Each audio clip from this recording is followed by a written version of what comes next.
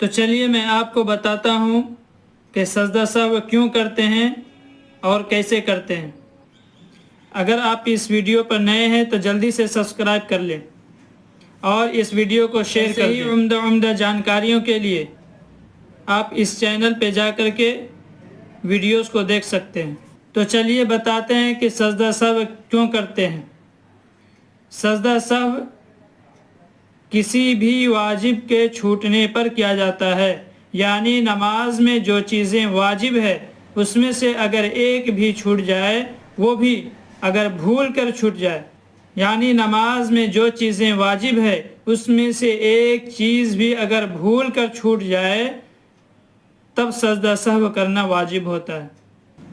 और अगर किसी ने जानबूझकर वाजिब को छोड़ा है तो उसको नमाज दोहराना पड़ेगा, वो नमाज नहीं होगी। बाकी आगे की जानकारी पार्ट 3 में।